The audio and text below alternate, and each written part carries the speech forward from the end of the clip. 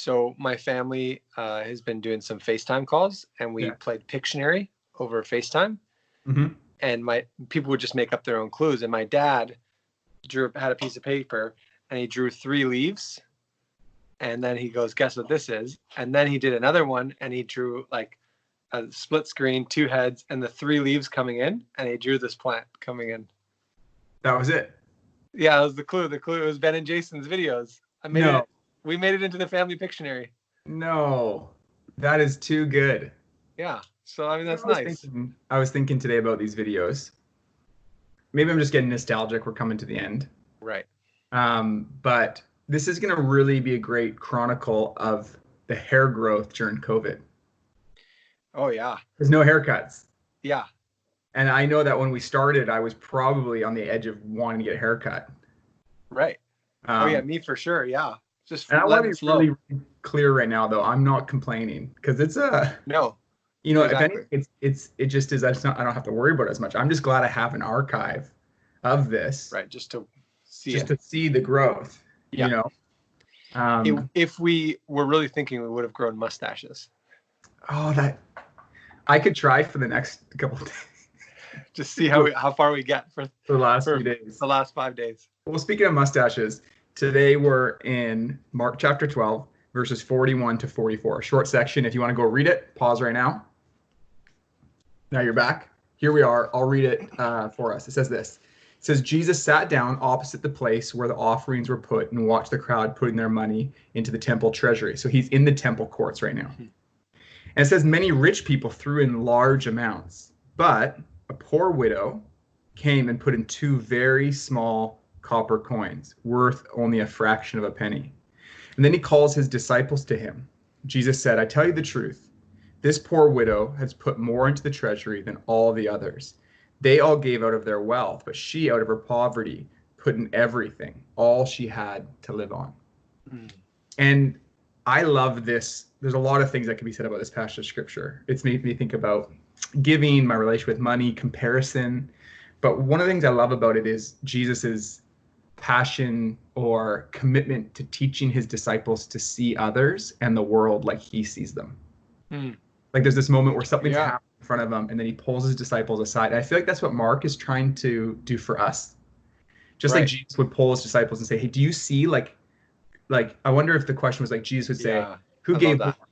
You know, who gave more? And they'd be like, well, obviously the person that put more money in. He's like, no, you're still not seeing the world the way that I see it. You're not seeing the way God sees it. And Mark wants us to even begin to see the world and ourselves and others the way God sees us.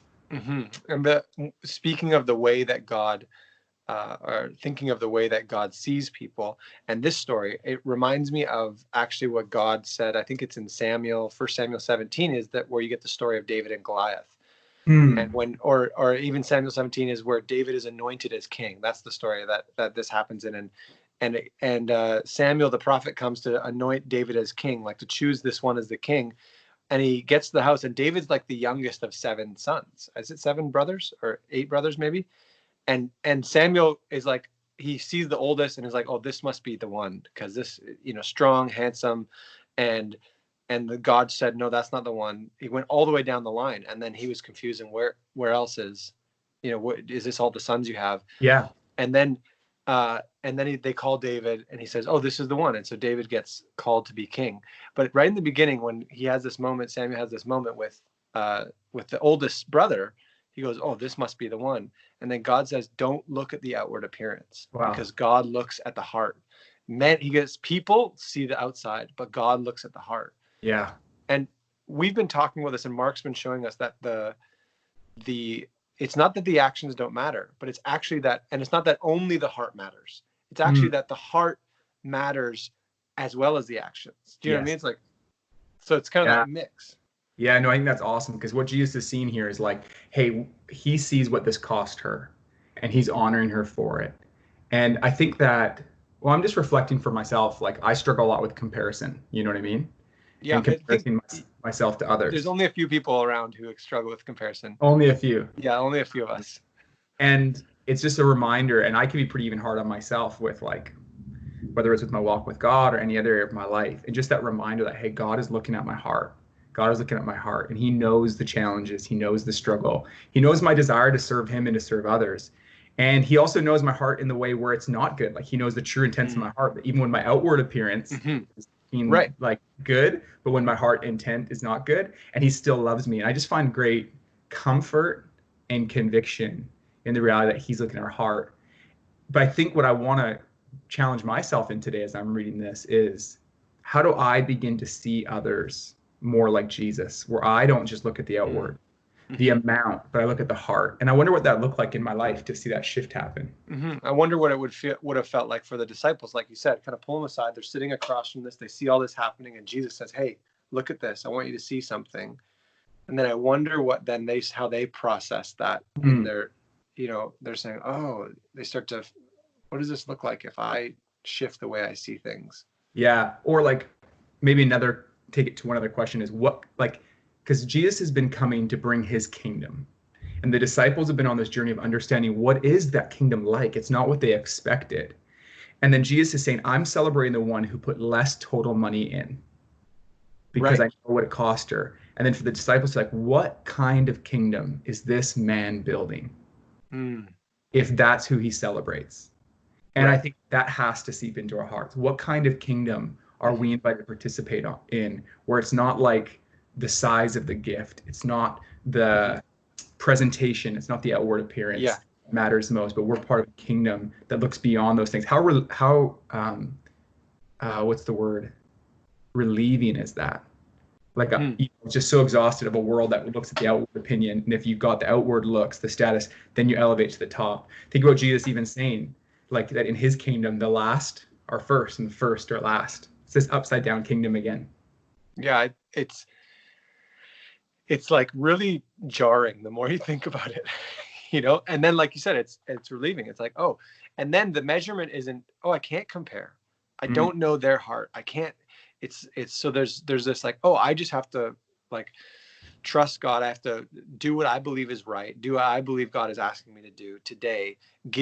In giving, for example, I know, when you're giving generously or not. It's like, oh yeah, that's from my heart. You don't know my finances. I don't know yours.